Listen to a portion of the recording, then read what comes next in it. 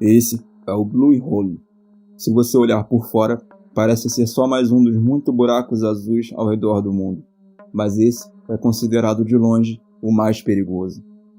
E tenho certeza que no final do vídeo você irá concordar. Essa fama foi dada devido a alguns acidentes horríveis que aconteceram aqui. Como sempre, a descrição do espectador é recomendada.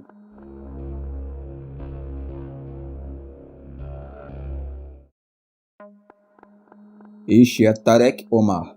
Profissionalmente, ele é mergulhador técnico e instrutor. Extraoficialmente, ele é apelidado de colecionador de ossos. Ele também é conhecido como guardião do túmulo, e o túmulo ou cemitério que ele mantém é o Blue Hole, na península do Sinai, no Egito. O Blue Hole é um dos locais de mergulho mais famosos do planeta, tanto para mergulhadores principiantes buscando uma aventura nova, quanto para os mais experientes. Mas esse também é considerado o local de mergulho mais mortal do planeta. Ao longo dos anos, estima-se que pelo menos 130 pessoas perderam a vida mergulhando no buraco azul, mas algumas estimativas colocam o número de vítimas em mais de 200. Além disso, como nenhum registro oficial foi mantido, ninguém tem certeza exatamente, podendo ser um número ainda maior. Desde o final dos anos 90, Tarek esteve envolvido na maioria, se não em todos os resgates corporais realizados aqui. E mesmo que não tenha participado de todos os resgates dos mais de 100 mergulhadores que perderam suas vidas aqui, segundo ele, foram resgates o suficiente para que ele perdesse a conta. Depois de 2 décadas fazendo as recuperações, os únicos nomes de que ele se lembra são dos 2 primeiros que ele recuperou, logo após chegar à cidade. Eles eram Martin Gara e Conor Oregon. Em 1997, Martin viajou da Irlanda para o Egito para passar o ano trabalhando como instrutor de mergulho, aproveitando os ótimos pontos que essa área tem a oferecer. No meio do ano, seu amigo Conor juntou-se a ele para que os dois pudessem terminar o resto do curso juntos. Conor também estava na fase final de se tornar um instrutor, então ambos eram bastante experientes e considerados mergulhadores cuidadosos e meticulosos pelas pessoas que os conheciam. Eles também adoravam tanto mergulhar que essa viagem foi como um teste para grandes planos que eles tinham ao voltar para a Irlanda. Os dois planejaram explorar a área para que pudessem abrir uma agência de viagens especializada em passeios de mergulho comercial no exterior. Em novembro daquele ano, cerca de um mês antes de voltarem para casa, os dois foram visitar o famoso ponto de mergulho Blue Hole para mergulhar.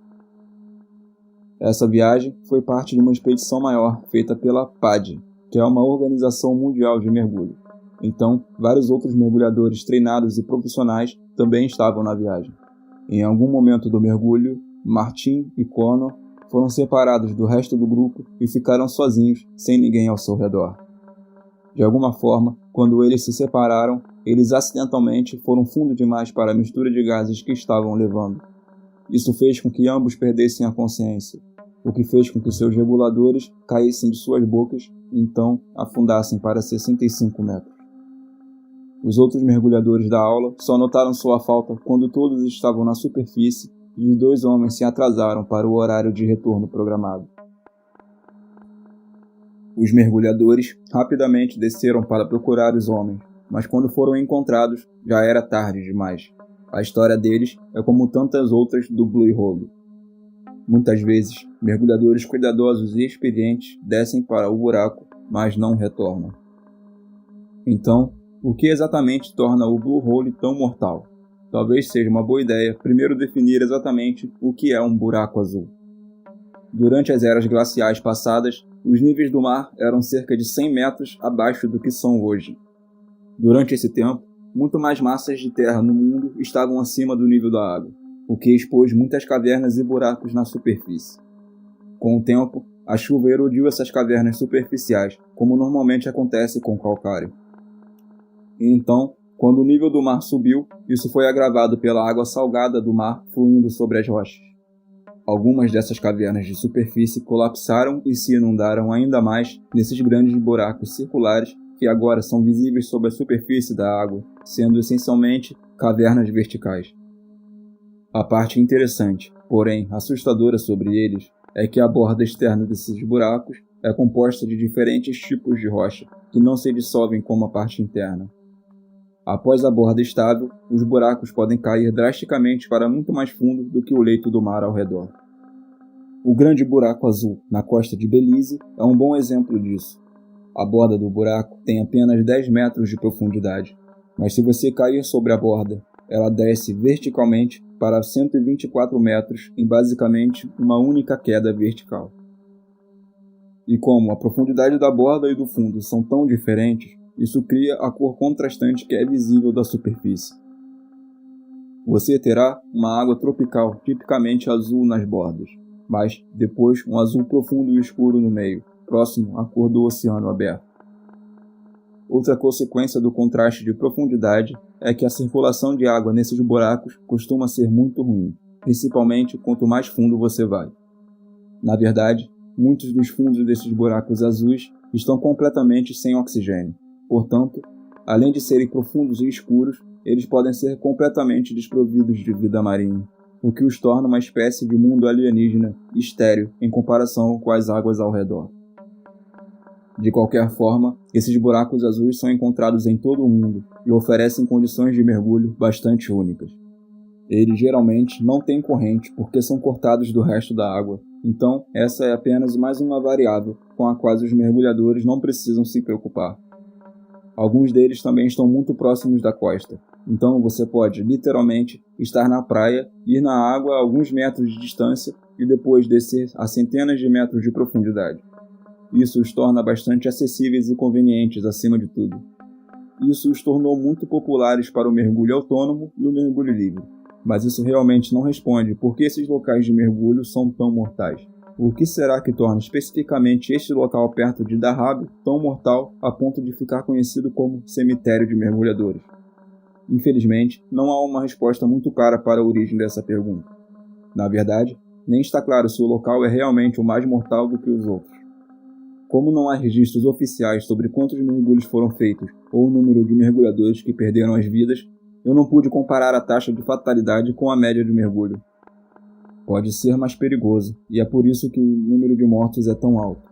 Ou pode ser simplesmente que o número absoluto seja maior devido ao grande número de mergulhos que acontecem aqui anualmente. De qualquer forma, estranhamente, essa reputação não desencoraja as pessoas de virem, parece ser o contrário. Parte da atração ainda é que ele tem essa reputação sinistra. É lindo, mas mortal. Na praia, há até um memorial para alguns dos mergulhadores que perderam a vida no buraco. Quase morbidamente, os mergulhadores em potencial vêm verificar essas placas pouco antes de entrar na água, esperando não precisar ser recuperados por Tarek, como Martin e Connor. A realidade é que essas pessoas que foram recuperadas são apenas uma pequena fração das pessoas que estão lá embaixo. Devido ao tamanho e à profundidade do buraco, por vezes, os restos são só encontrados muitos anos depois. Nesse ponto, é recomendável não recuperá-los devido à decomposição que já ocorreu. Também, morbidamente, os mergulhadores costumam gravar vídeos quando mergulham no Blue Hole. Então, quando eles assistiram o vídeo mais tarde, ocasionalmente, equipamentos pertencentes a esses indivíduos perdidos são visíveis, alinhados na areia ou nas rochas ao longo do fundo. Uma possibilidade para explicar o período do buraco em Dahab é seu formato único. Após a superfície da água, as paredes se estreitam como um funil conforme você se aprofunda. Então, a 52 metros, há um grande arco do outro lado do buraco. Esse arco se abre para outro túnel de 26 metros e continua a descer na diagonal até passar pela parede do buraco para o oceano aberto. A partir daí, há rápidas quedas incrementais em profundidades que vão de 120 metros na saída do túnel a até 800 metros. Existem várias etapas intermediárias entre elas, mas essa é a queda final para o fundo do oceano. Para essas etapas mais profundas, apenas um mergulho técnico é possível, porque o ar regular se torna tóxico nessas profundidades. Também é possível que seja por isso que o buraco azul seja tão perigoso. Talvez, por causa da rápida queda da superfície, é tão fácil para os mergulhadores no ar regular descerem muito rapidamente sem perceber o quão longe eles foram. Dessa forma, antes que eles percebam, a narcose de nitrogênio se torna inebriante e eles desmaiam. Mas não são apenas mergulhadores no ar regular que perderam a vida lá, obviamente.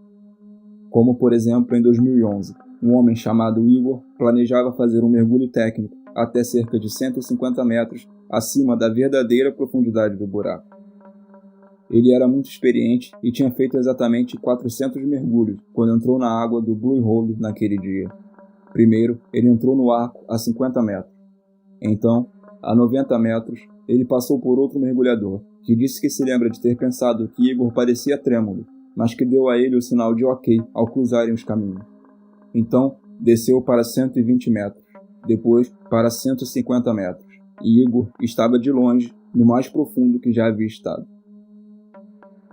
Após um pouso forçado em uma saliência a 150 metros, ele começou a subir, mas, a essa altura, as coisas já estavam começando a piorar. Aos 130 metros, Igor começou a hiperventilar. Isso se transformou em pânico completo. Em um instante, Igor disparou para a superfície sem fazer nenhuma parada. Isso é uma coisa péssima a se fazer, sem realizar as paradas de descompressão requeridas para a profundidade em que ele mergulhou. Todos os gases dissolvidos em seu sangue, devido à pressão nas profundezas, agora se expandiam rapidamente enquanto ele subia. No momento em que ele atingiu a superfície, eles estariam causando uma dor imensa e bloqueando os vasos sanguíneos por todo o corpo. Quando sua cabeça emergiu na água, ele gritou de dor, e poucos minutos depois, Igor havia perdido a vida, se tornando a única vítima que Tarek não precisou recuperar. Talvez outra razão pela qual esse buraco seja tão perigoso é que, embora o mergulho seja regulamentado, nessa área o dinheiro fala mais alto. A maioria das lojas de mergulho na área é licenciada, mas algumas não são. Além disso, há também muita concorrência, o que reduz o preço por mergulho. Por causa disso, alguns dos instrutores e guias estão dispostos a abrir mão de algumas das regras e regulamentos em troca de um pouco mais de dinheiro. Isso pode criar algumas condições abaixo do ideal para mergulhadores inexperientes. No entanto, pelo menos as pessoas que pagam por esses serviços ainda vão com alguém treinado e experiente. Uma coisa muito pior a se fazer seria simplesmente ir sozinho. O incidente mais famoso no Blue Hole é aquele que tenho certeza que muitos de vocês já estão cientes. Mas acho que um vídeo sobre o Blue Hole não estaria completo sem cobrir esse incidente, então incluí neste vídeo. Em abril do ano de 2000, um homem chamado Yuri chegou a Dahab com a intenção de explorar todos os pontos de mergulho da região. Yuri, que era instrutor de mergulho, trouxe consigo todo o seu equipamento de mergulho e chegou a Dahab depois de visitar um amigo na cidade vizinha de Tel Aviv.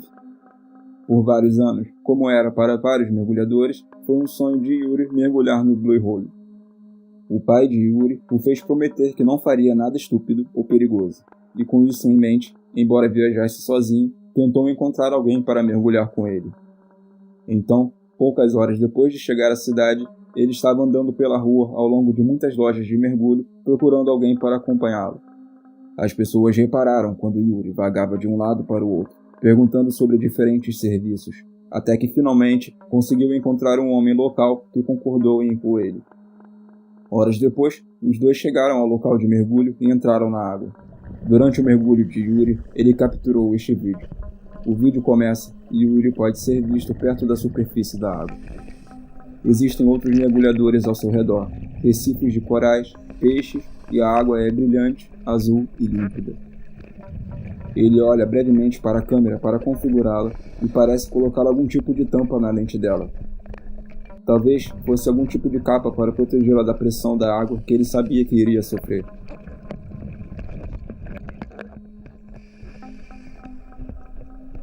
Ele mexe mais um pouco em seus equipamentos, e quando parece satisfeito, seu foco muda para os dois outros mergulhadores à sua frente, e você pode ver a longa sequência de bolhas flutuando para longe deles, vindo de seus reguladores.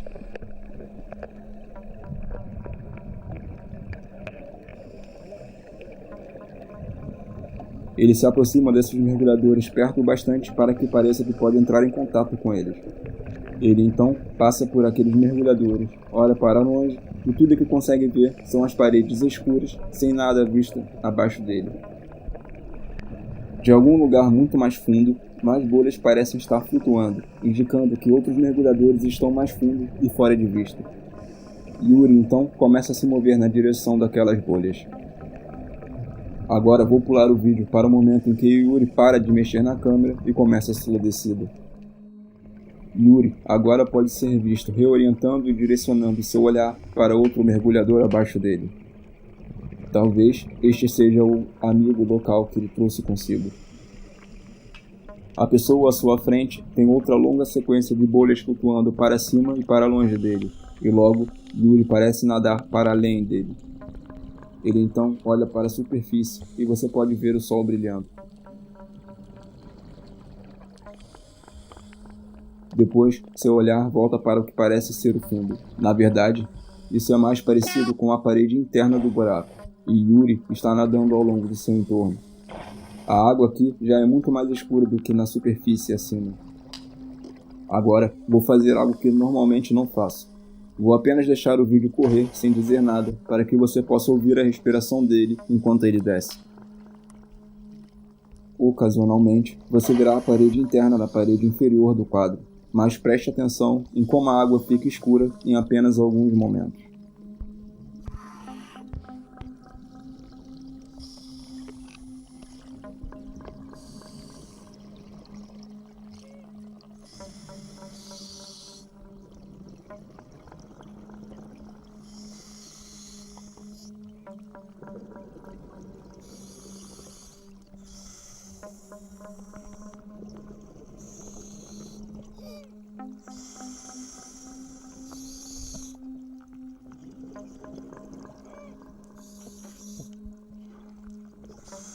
Agora é um bom momento para mencionar que Yuri estava usando apenas ar comum.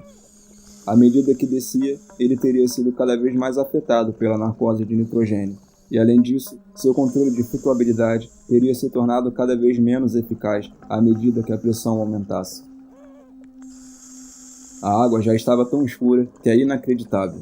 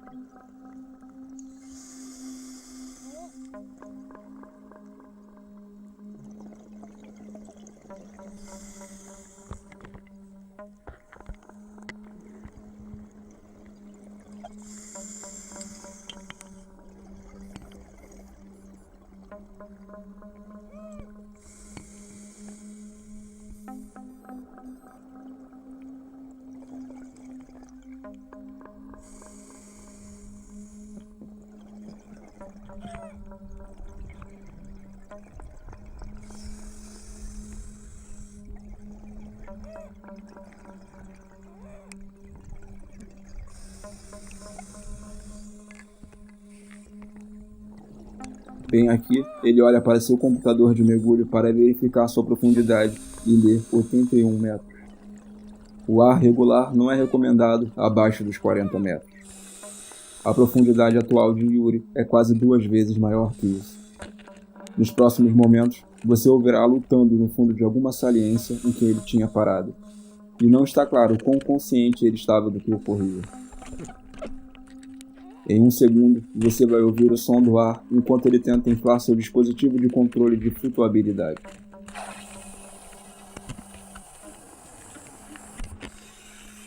Infelizmente, Yuri está muito profundo e o equipamento que ele possui é muito pesado.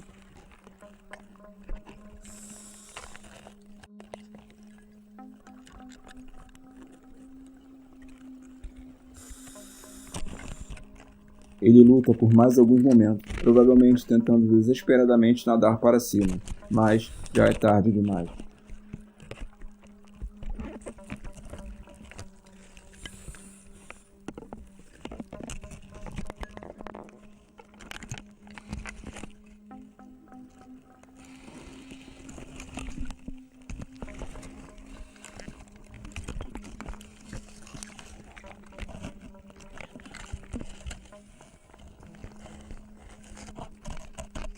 A filmagem é cortada, enquanto Yuri ainda está tentando contornar a situação terrível que se encontra.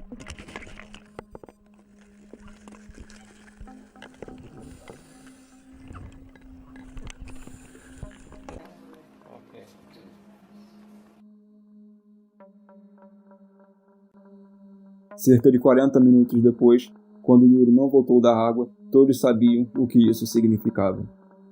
Seus pais foram contatados logo depois, e seu pai estava em Dahab no dia seguinte. Depois de implorar aos locais para ir recuperar Yuri do fundo, Tarek finalmente se ofereceu para fazer a recuperação. Na época, essa foi a recuperação mais profunda que alguém já havia feito.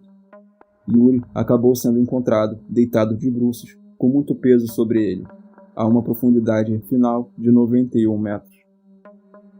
Tarek também descobriu que, em seu esforço para se tornar mais flutuante, o regulador do dispositivo de controle de flutuabilidade de Yuri havia se rompido devido ao excesso de força aplicada.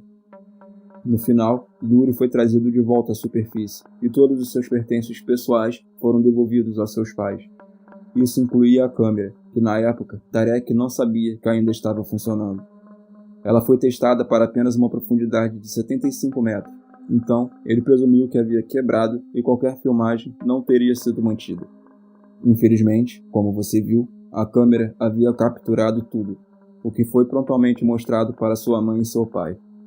Tarek afirmou posteriormente que, se ele soubesse que a câmera estava funcional, ele mesmo teria dado um jeito de destruí-la. Na verdade, os 5 segundos finais de filmagem foram capturados acidentalmente no dia seguinte, enquanto eles tentavam ver se a câmera estava funcionando. A filmagem de Yuri agora é usada como um alerta para novos mergulhadores sobre os perigos do mergulho autônomo. O que impressiona no vídeo é a rapidez com que tudo parece acontecer. Do ponto em que a água é tão clara e calma e tudo está bem, apenas alguns momentos se passam antes que a água fique escura como breu e traiçoeira. Antes mesmo que você possa dizer o que está acontecendo, já é tarde demais. E talvez seja por esse motivo que o Blue Hole em Dahab é tão mortal. As condições na superfície dão a ilusão de um ambiente muito mais seguro do que ele realmente é. A talassofobia é um medo intenso de grandes profundidades, e nada simboliza isso melhor do que você se imaginar, estando no meio do oceano, longe da terra firme. Mergulhar a cabeça sob o mar e observar a vasta extensão de água escura que se estende centenas de metros abaixo de você. Mesmo não tendo ideia de quão profundo é ou o que se esconde lá, você sente que está completamente desamparado para o que quer que seja. Bem-vindo ao canal Interessante e Assustador. No vídeo de hoje, veremos 3 incidentes de mergulho em mar aberto que poucos teriam coragem de enfrentar. Como sempre, a descrição do espectador é recomendada.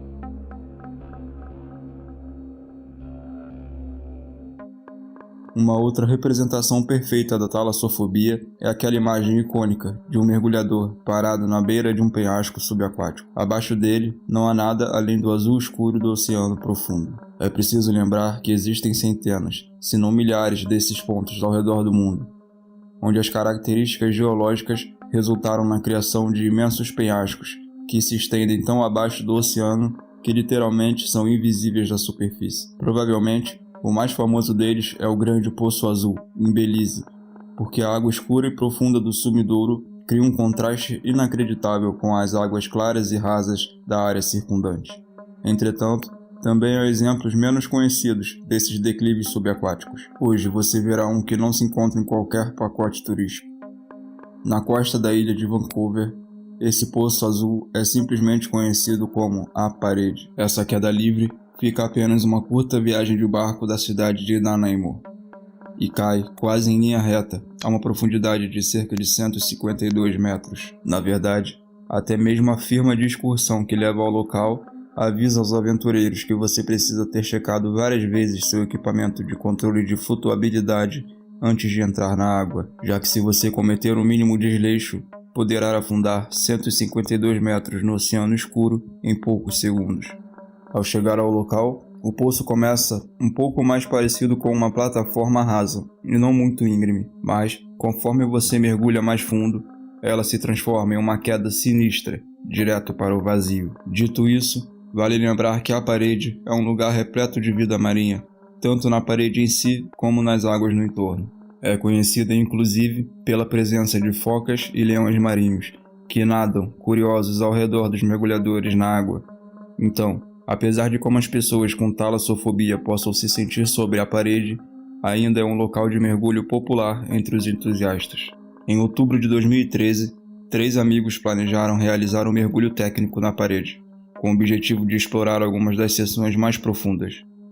O mergulho técnico e o mergulho recreativo são atividades parecidas, mas que requerem conhecimento técnico diferente, porque, geralmente, o mergulho técnico excede a pressão da profundidade que o corpo humano comportaria, e essa profundidade requer treinamento e equipamentos específicos. Por causa da profundidade, os mergulhadores precisam usar em seus tanques uma mistura de gases diferentes do comum para garantir que não sofram de algo chamado de narcose por nitrogênio. A mistura de gases geralmente é um trimix de nitrogênio, hélio e oxigênio, usados em diferentes proporções, dependendo da profundidade almejada. Isso significa que você precisa garantir que seus tanques tenham a mistura certa. Caso contrário, o mergulhador pode vir a desmaiar ou sofrer vários outros efeitos nocivos. Para o mergulho de 2013, eles pretendiam chegar a cerca de 60 metros de profundidade, ou um pouco mais, dependendo da atividade da vida marinha no dia. Com cerca de 12 minutos de mergulho, eles já haviam alcançado essa profundidade, quando, subitamente, um dos amigos perdeu a consciência e começou uma descida descontrolada pela parede. Seu parceiro de mergulho nadou o mais rápido que pôde atrás dele e o alcançou a cerca de 76 metros. Ele tentou desesperadamente procurar entender o que havia ocorrido, mas, não conseguindo achar nada aparentemente anormal nos equipamentos, ele apenas agarrou seu amigo e fez uma subida o mais rápido que pôde. Quem acompanha o canal sabe que esse é um grande erro, já que ao realizar mergulhos profundos, você precisa subir lentamente à superfície. Quanto mais tempo e mais profundo você for, mais devagar precisa ser a subida. Se for feita muito rapidamente, os gases dissolvidos no sangue tendem a se unir em bolhas. Por isso, é fundamental emergir de forma lenta e segura. Essas bolhas dentro do seu organismo causam problemas que podem variar de uma pequena doença de descompressão ao pior cenário, onde essas bolhas podem bloquear completamente as veias e artérias. Essa condição, conhecida como embolia gasosa, pode levar a derrame e ataque cardíaco, se essas bolhas alcançarem os vasos do coração e do cérebro. Então, quando o segundo amigo emergiu da água, na tentativa de salvamento, ele já estava sofrendo de insuficiência cardíaca, devido à extensa embolia gasosa em seu corpo. O terceiro amigo apareceu um pouco depois, sem problemas, mas, infelizmente, já era tarde demais. Os 2 amigos, inconscientes, afundaram pela parede até sumirem na escuridão do fundo. As autoridades foram notificadas pelo primeiro amigo e as buscas foram iniciadas. Eventualmente, eles foram encontrados e cerca de 2 dias depois foi determinado que ele havia perdido a consciência devido à toxicidade do oxigênio e narcose por nitrogênio. Seus corpos foram recuperados do fundo da parede, a 152 metros. Tom e Ellen frequentaram juntos a Universidade de Louisiana no final do ano de 1980. Quando se conheceram, eles imediatamente se apaixonaram, vindo a se casarem antes mesmo de terminar a faculdade. Desde então, todos os amigos e familiares diziam que o casal estava completamente apaixonado. Eles também o descreveram como pessoas altruístas, e esse altruísmo os levaria a ingressar no Corpo da Paz. Essa organização é um grupo de voluntários que viajam para vários países participando de causas humanitárias. Tempos depois, uma dessas viagens os levou à ilha de Fiji, em Tuvalu, no Pacífico Sul. E no final da viagem, agora com 10 anos de casamento, eles tomaram o que se tornaria a pior decisão de suas vidas. Eles decidiram que iriam visitar a Grande Barreira de Corais. Não era apenas algo que eles sempre desejaram ver, mas também era a chance da vida deles, já que estava bem perto de onde eles foram enviados. Além disso, quando se conheceram, Ellen já era uma mergulhadora recreativa e apresentou Tom às atividades de mergulho. Desde então, os 2 costumavam mergulhar juntos, sempre que possível. E qual lugar melhor para a prática de mergulho do que a Grande Barreira de Corais? Esse enorme recife é composto por quase 3.000 seções individuais e se estende por 2.300 quilômetros ao longo da costa australiana. Não é apenas o maior recife da Terra, mas também é considerado o maior organismo vivo do planeta, e é tão grande que pode ser visto até mesmo do espaço sideral. O Recife também é o lar de um ecossistema extremamente diversificado, que prospera nessa estrutura inacreditavelmente colorida. Isso o torna um local único, e por isso é tão popular. Existem poucos lugares que oferecem mergulho como a Barreira de Corais. Então, em janeiro de 1988, eles encontraram uma excursão que levaria 26 passageiros a 40 km da costa de Queensland, até uma seção conhecida como St. Recife de Crispin. Essa é uma das muitas subdivisões da estrutura maior. Embora esteja a uma distância razoável da costa, as expedições frequentemente levam turistas a essa área para vivenciar o magnífico mergulho. Quando chegaram ao local, Tom e Ellen vestiram o equipamento de mergulho e pularam na bela água azul turquesa do Mar de Coral. Poucas horas depois, todos os 26 passageiros embarcaram de volta no barco de turismo, conforme foi confirmado por um funcionário, e o barco voltou para Port Douglas.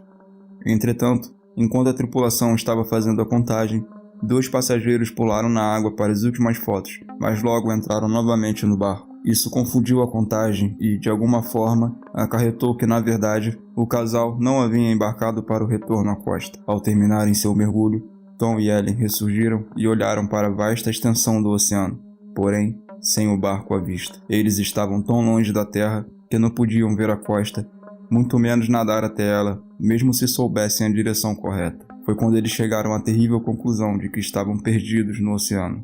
Outro fato sobre esta área na costa da Austrália é que ela é conhecida por seus enormes tubarões-tigre, de até 5 metros de comprimento. Todos os peixes e outras formas de vida marinha formam um local de alimentação perfeito para esses grandes predadores, sem mencionar o fato de que Tom e Ellen não tinham consigo nenhum alimento ou água, muito menos alguma forma de entrar em contato com alguém para pedir ajuda.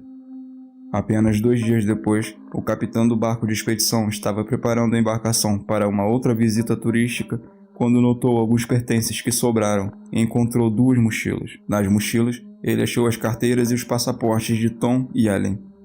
Assim que encontrou os documentos, ele soube que não desceram do barco em terra, pois caso tivessem descido em terra firme, eles teriam retornado rapidamente para pegar esses documentos importantes para a viagem de volta.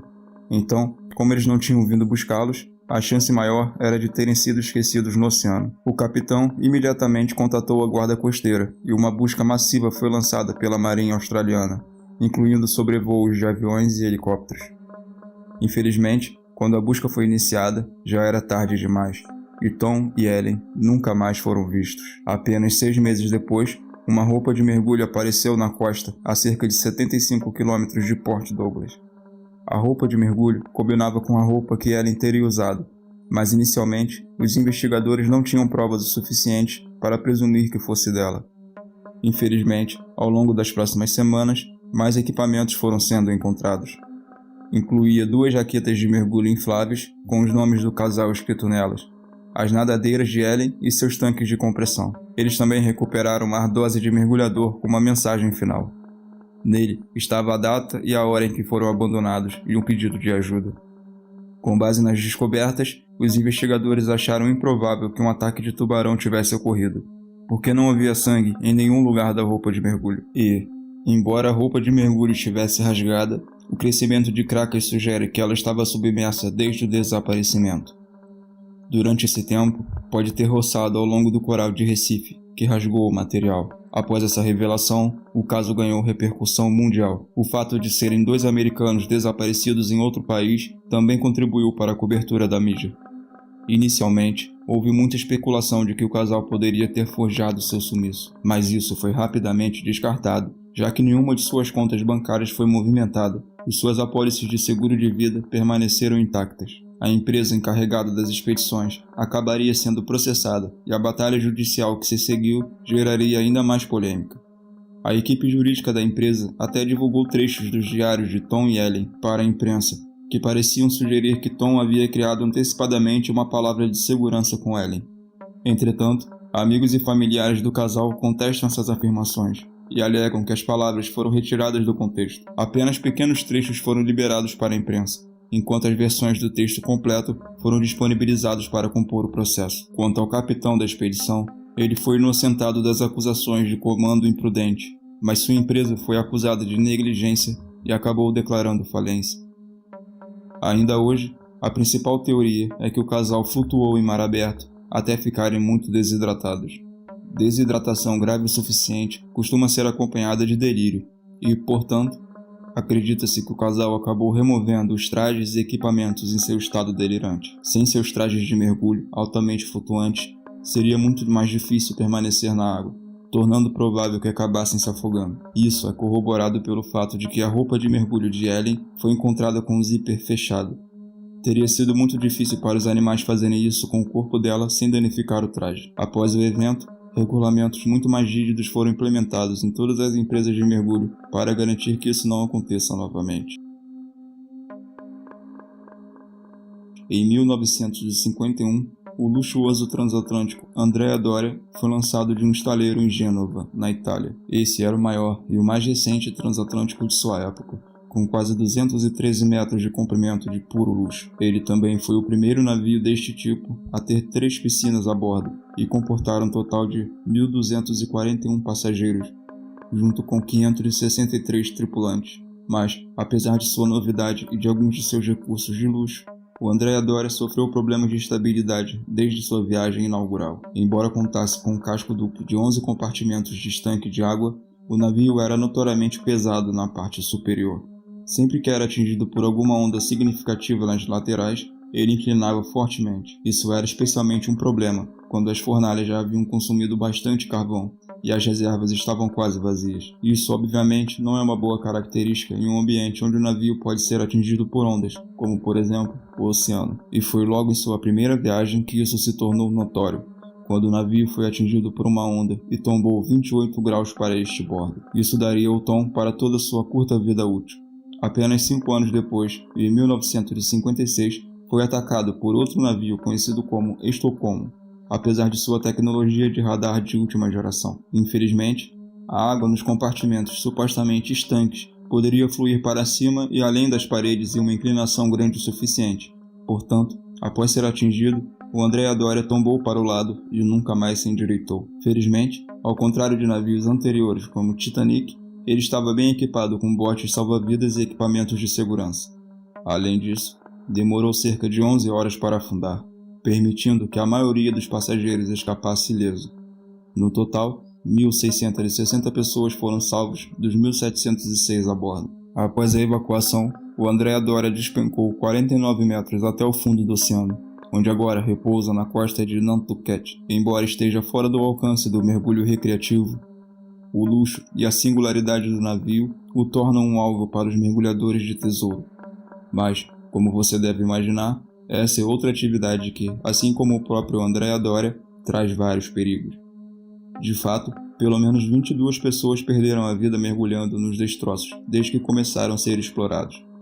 E só se tornou mais perigoso com o tempo. Em 2010, depois de ter estado submerso na água salgada por mais de 50 anos, os destroços envelheceram e se deterioraram extensivamente. A água salgada corroeu lentamente a estrutura, fazendo com que o convés superior deslizasse para o fundo do mar, e o restante da estrutura se fraturasse e desmoronasse. Isso também significa que as áreas que antes eram exploráveis mudaram ao longo dos anos, enquanto outras se tornaram inacessíveis. Há até um campo de detritos que sai das aberturas da embarcação, enquanto faz um sinistro rastro metálico. Além de tudo isso, há fortes correntes na área que fizeram com que o pesado sedimento reduzisse a visibilidade a quase zero e envolvesse linhas de pescas errantes na parte externa do casco. Mas, apesar dos perigos dos destroços, ainda é frequentado por mergulhadores técnicos que desejam explorar um pedaço único da história. Em 2015, a embarcação conhecida como John Jack pretendia fazer vários mergulhos nos destroços. 2 dos indivíduos que se juntariam a eles eram os mergulhadores experientes Tom e Terry, que fizeram a viagem de 6 horas da Pensilvânia a Rhode Island, onde o John Jack estava atracado. Depois de uma longa viagem naquela noite de segunda-feira, Tom não estava se sentindo muito bem e foi uma viagem difícil. Então, ele decidiu não mergulhar e apenas ajudar com o equipamento, se juntando ao próximo mergulho no dia seguinte. Então, no dia seguinte, depois de uma boa noite de sono, ele se sentia muito melhor, então se juntaria a seus amigos, Sam e Terry, em um mergulho até o Andrea Doria. Os 3 amigos colocaram seus respiradores e então começaram a longa descida. O objetivo deles naquele primeiro mergulho era prender uma das amarras que seguravam o barco no lugar. Obviamente, antes que pudessem explorá-lo, eles tinham que garantir que os destroços estivessem o mais seguro possível. No Andrea Doria em particular, alguns dos indivíduos que morreram ao longo dos anos ficaram presos em linhas ou redes, ou simplesmente se perderam nos destroços na baixa visibilidade. O incrível é que a maioria dessas explorações dura apenas cerca de 15 minutos. Mais tempo lá embaixo requer um tempo de descompressão exponencialmente maior. Então, os mergulhadores normalmente o mantêm curto. Mesmo apenas 15 minutos nessa profundidade requerem cerca de 1 hora de tempo de descompressão. Depois que o trio fixou a linha de ancoragem para esta viagem, eles retornariam para viagens exploratórias nos mergulhos seguintes. Da superfície, eles seguiram a linha de ancoragem de 60 metros até o fundo do mar e colocaram luzes estroboscópicas ao longo do caminho como marcadores. Um pouco depois, Terry estava subindo e teve a confirmação visual de Tom, que estava na parada de descompressão a 7 metros. Parecia que Tom havia sinalizado para eles irem até o barco, mas então, quando Terry apareceu, Tom não estava mais em lugar nenhum. Ele explicou aos outros o que havia visto, e eles lhe disseram que Tom definitivamente não havia emergido. Ao ouvir isso, Terry rapidamente colocou seu respirador de volta e pulou na água. Mas quando ele seguiu a linha guia de volta, Tom havia sumido. A equipe na superfície pediu ajuda pelo rádio e jogou lixo no mar para rastrear o fluxo da corrente. Nos destroços, Terry e Sam seguiram a linha de amarração e finalmente encontraram uma terceira luz estroboscópica com as iniciais de Tom nela, mas ainda não havia sinal de Tom. Cerca de 1 hora depois, os dois emergiram da água mais uma vez.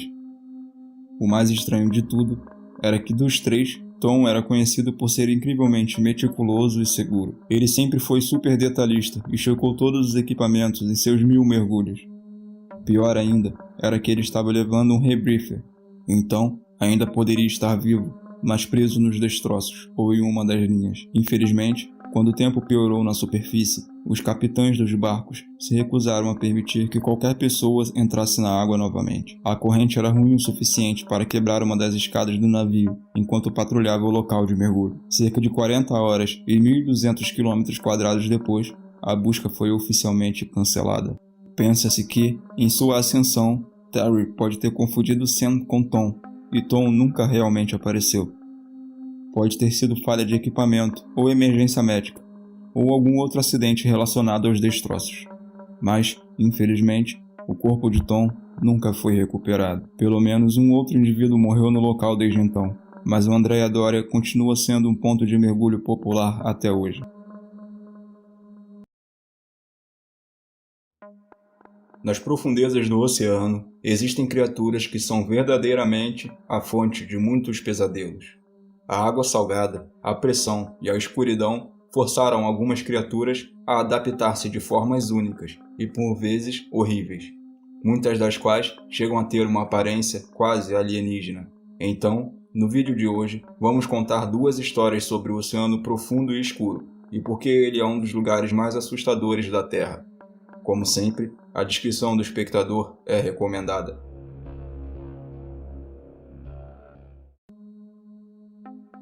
Historicamente, existiram muitos empregos ruins, e não apenas chatos e ruins, mas também quero dizer ruins e super perigosos, que podem fazer você perder a vida ou perder algum membro.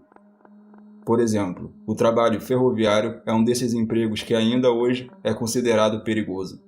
E isso é ainda mais acentuado historicamente, quando os trabalhadores costumavam ter que atuar diretamente entre a movimentação dos trens para acoplá-los e desacoplá-los um ao outro. Se algo desse errado, se os trabalhadores escorregassem ou cometessem um pequeno erro, eles poderiam facilmente cair e ser atropelados ou esmagados entre os 2 vagões enormes. Na verdade, algumas empresas ferroviárias tinham até cirurgiões no local o tempo todo, devido à alta probabilidade de acidentes e à gravidade dos ferimentos. E, infelizmente, o trabalho ferroviário não é o único nisso. Durante a Revolução Industrial, as condições de trabalho eram excepcionalmente ruins em comparação com os padrões atuais. Todos os equipamentos de segurança em máquinas ainda não haviam sido aperfeiçoados ou tornados muito seguros, então as coisas frequentemente pegavam fogo. Também não havia coberturas ou cercas de segurança, o que significava que você corria constantemente o risco de perder um braço ou uma perna, ou coisa pior.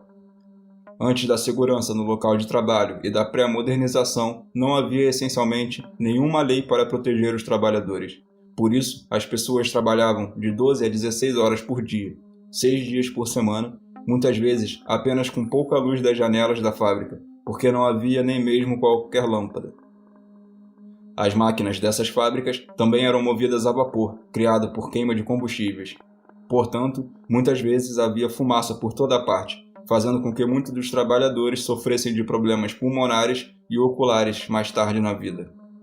E essas condições foram mais ou menos a norma durante décadas. A Revolução Industrial começou na década de 1760 na Inglaterra, dando origem a estas condições horríveis. E não haveria grandes mudanças nos padrões de segurança até 60 anos depois, em 1833, em resposta ao grande número de lesões que ocorriam no local de trabalho. Infelizmente, essas melhorias foram apenas as primeiras de muitas que levariam mais de um século para chegarmos onde estamos hoje.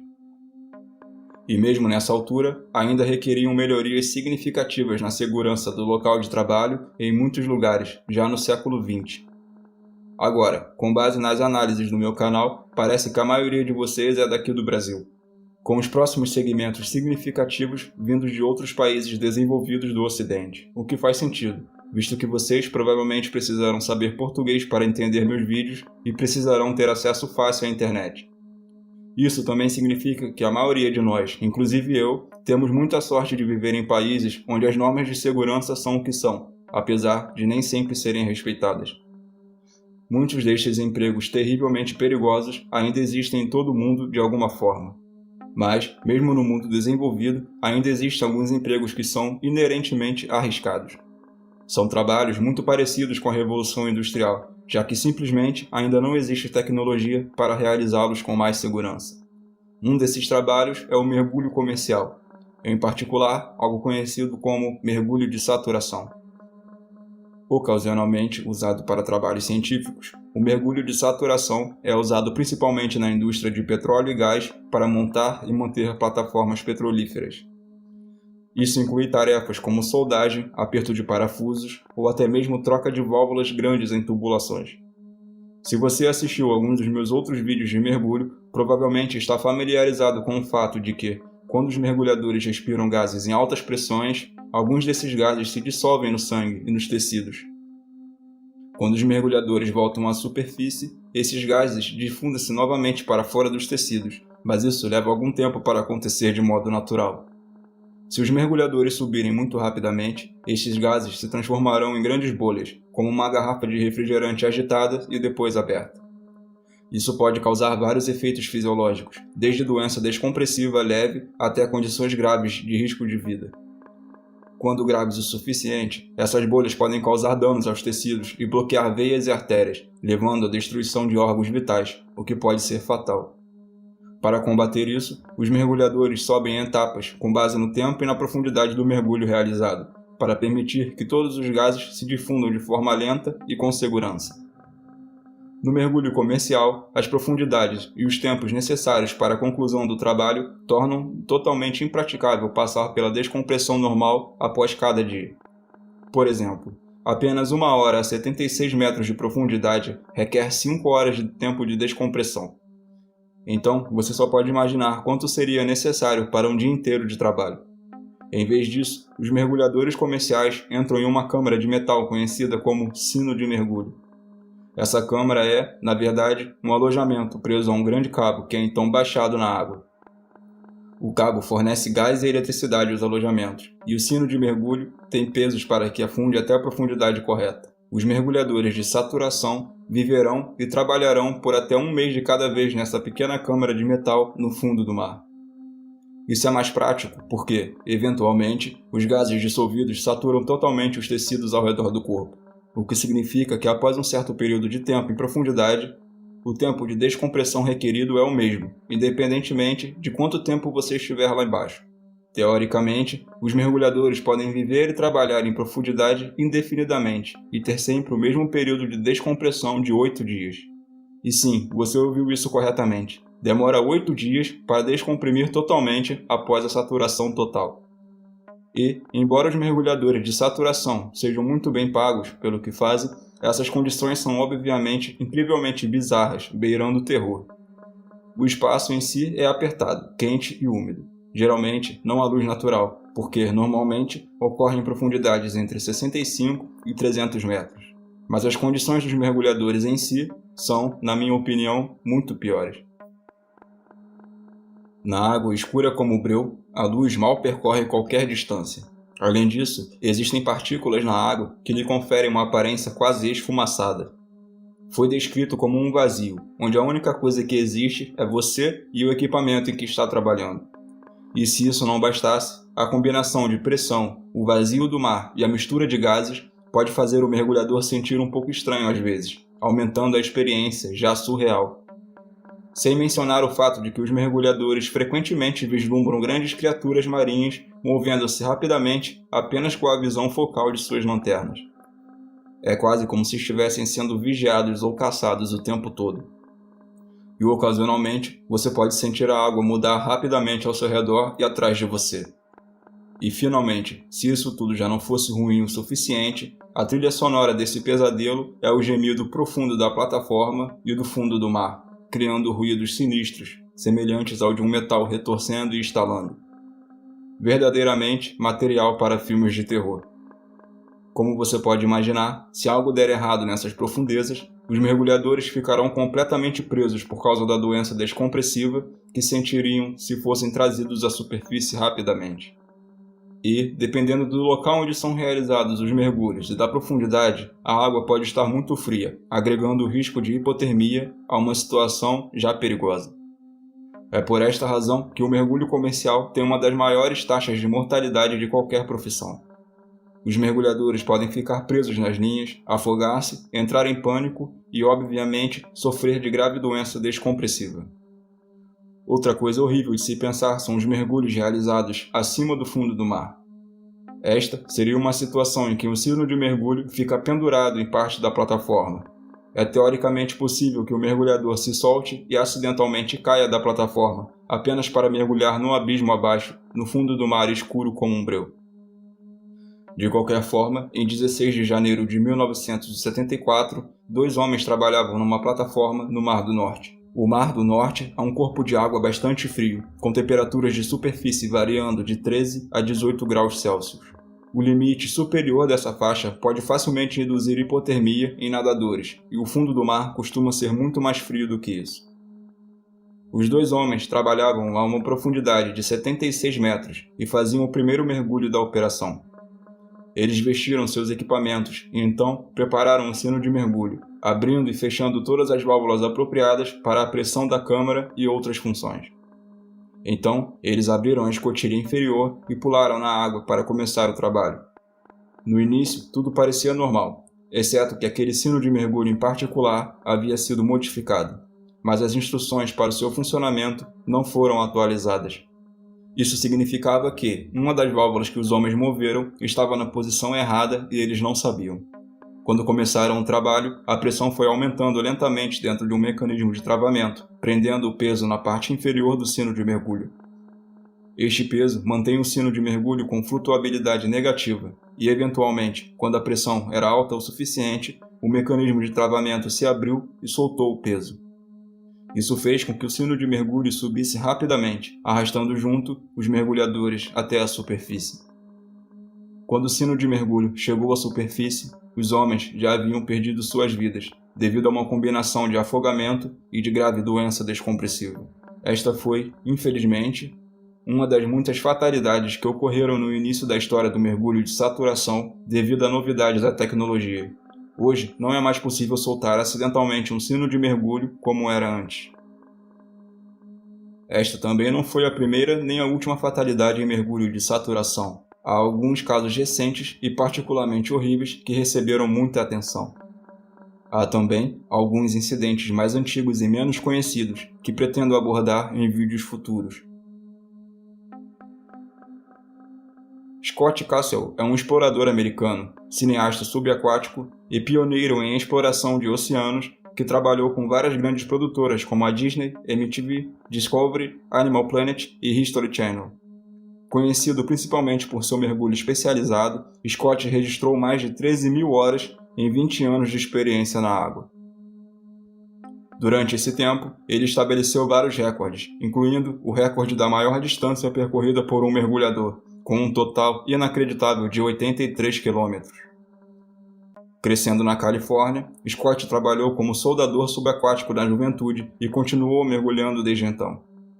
A certa altura, ele entrou no cinema e na televisão e conseguiu aliar isso às suas habilidades e paixão como mergulhador.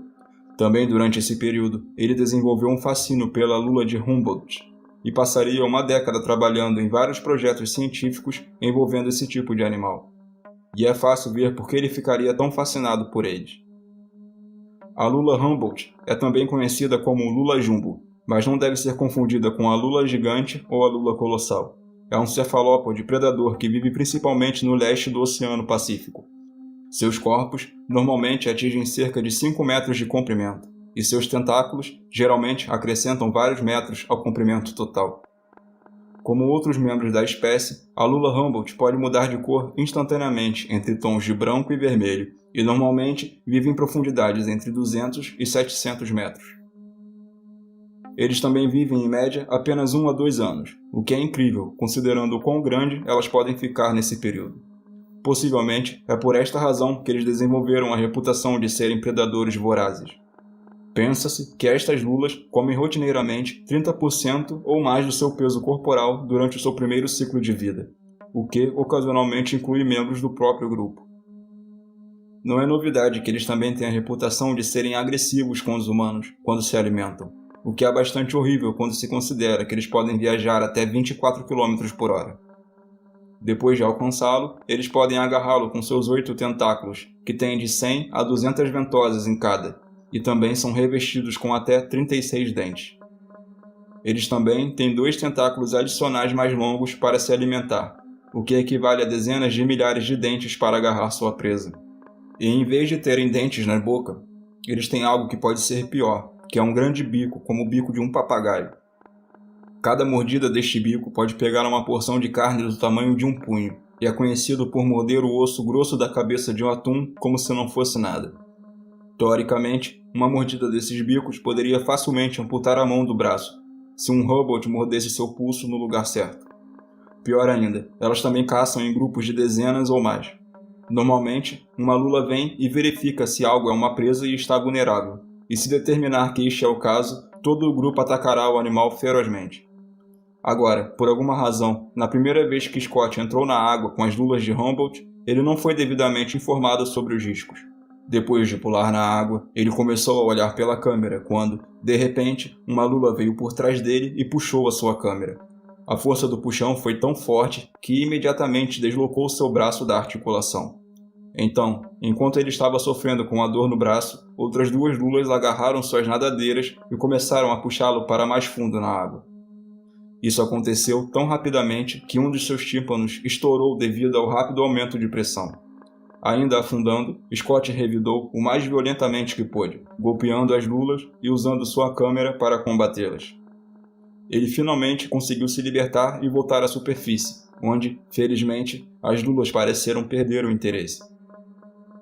Também, durante o ataque, uma das lulas deu uma mordida no seu pulso e o quebrou em 5 lugares, o que eu, particularmente, acho que foi uma sorte, considerando o quão pior poderia ter sido. Alguns anos depois, já há cerca de 5 anos estudando a lula de Humboldt, Scott estava se preparando para mergulhar no Mar de Cortez, no Golfo da Califórnia, filmando um documentário conhecido como Lula Comedora de Homens. A essa altura, ele já estava bem ciente dos perigos de mergulhar com os Humboldts. E isso só foi reforçado conversando com os pescadores locais, que os encontravam frequentemente. Na verdade, naquela área do México, a lula Humboldt é conhecida como Rojo Diablo, que significa demônio vermelho. O pescador explicou-lhe que havia muitos casos de pessoas que caíam acidentalmente na água e eram puxadas para as profundezas pelas lulas para serem devoradas. Pensando nos contos dos pescadores locais, juntamente com sua própria experiência, Scott tomou todas as precauções na preparação para o mergulho. Ele até desenvolveu por conta própria alguns equipamentos especiais para garantir sua segurança.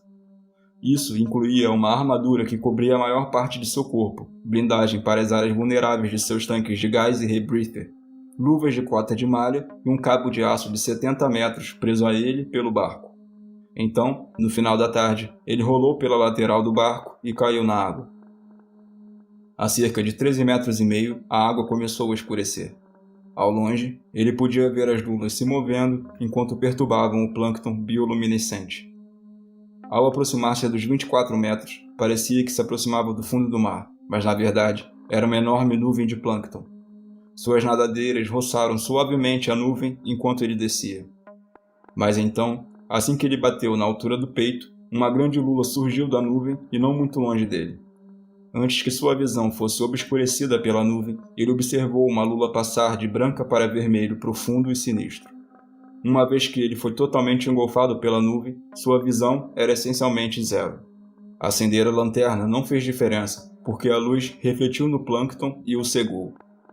Ele apenas teve que esperar cegamente enquanto descia lentamente para o outro lado da nuvem de plâncton. Quando ele finalmente saiu da nuvem, a água estava mais escura, à medida que cada vez menos luz era filtrada de cima. Como ele estimou, a visibilidade era de cerca de 20 metros, e ele notou um grande rastro de bolhas subindo da parte de baixo. Isso significava que algum animal grande estava nadando em algum lugar bem abaixo dele e soltando ar. Possivelmente era uma baleia ou algum outro mamífero grande. Mas o mais assustador de tudo para ele era a pseudo-orca, ou falsa baleia assassina. De tudo que ele não queria encontrar, a falsa baleia assassina estava no topo de sua lista, por causa do perigo que poderia representar para ele. E enquanto ele estava parado ali, pensando no sinistro rastro de bolhas, um grupo de cerca de 30 lulas iluminadas veio nadando em sua direção e depois passou por ele.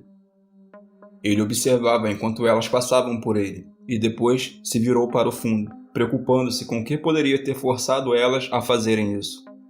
Ele rapidamente examinou a direção de onde elas vieram, tentando ver se identificava alguma coisa lá.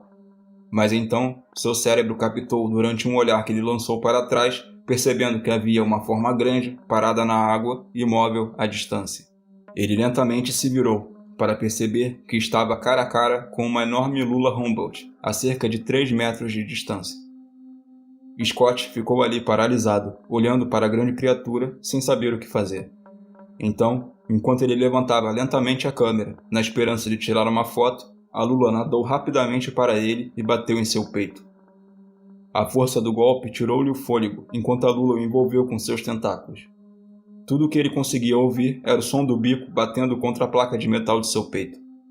Por fim, ela soltou-lhe e afastou-se dele, quase como se estivesse tentando ver se havia causado algum dano.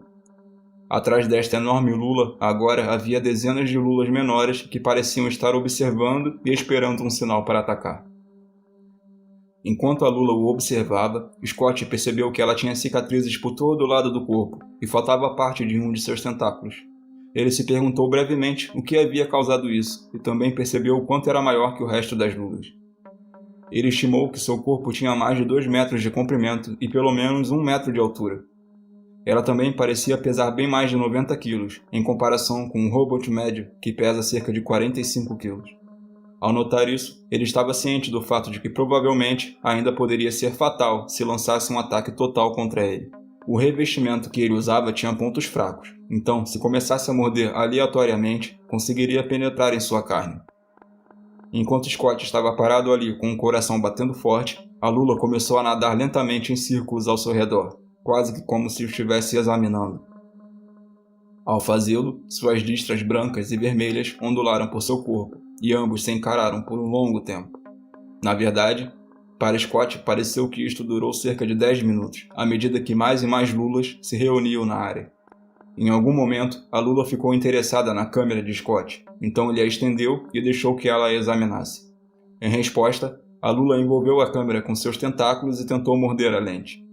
Finalmente, depois de um longo tempo nadando lentamente ao redor dele e sentindo diferentes partes de seu corpo e equipamento, a lula pairou a alguns metros de distância e brilhou em um vermelho profundo, depois em um branco brilhante.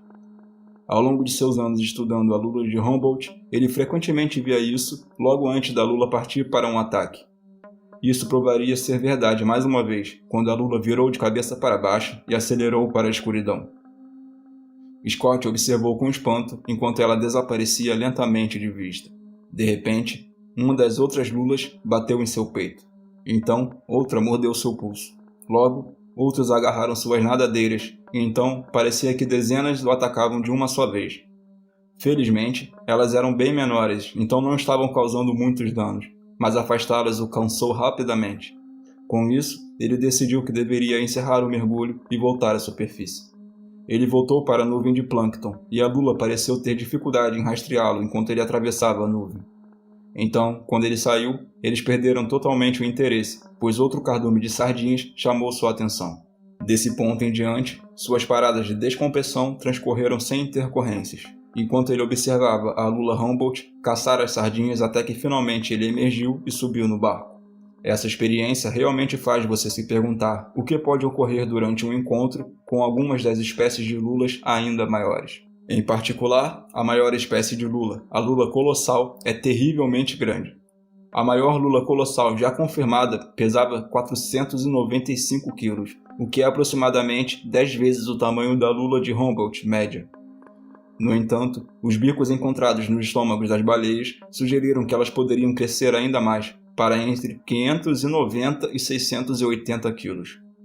A lula colossal também atinge comprimentos entre 10 e 14 metros, e tem os maiores olhos proporcionalmente de qualquer criatura viva que já existiu na Terra. É por causa desta lula e de outras espécies como a lula gigante que o mito do Kraken existe. Não é difícil imaginar esses enormes tentáculos saindo do oceano e envolvendo pessoas ou barcos menores, embora esses casos sejam excepcionalmente raros. Seus principais predadores são os cachalotes, e os cachalotes costumam ter grandes cicatrizes nas costas. Acredita-se serem um resultado dos enormes ganchos dos tentáculos dessas lulas enquanto lutam contra as baleias. Existe algo particularmente aterrorizante no oceano profundo, na completa escuridão. Ao seu redor, em algum lugar na escuridão, há uma coluna de 12 metros de altura, e seu enorme olho, do tamanho de um prato, observa você, decidindo se você será o prato do dia. Olá pessoal, meu nome é Guto, bem-vindo ao canal Interessante e Assustador. Se você gosta desse tipo de conteúdo, não se esqueça de deixar o like e se inscrever no canal. Isso ajuda muito com o algoritmo do YouTube. Mais uma vez, muito obrigado por assistir, espero ver você no próximo.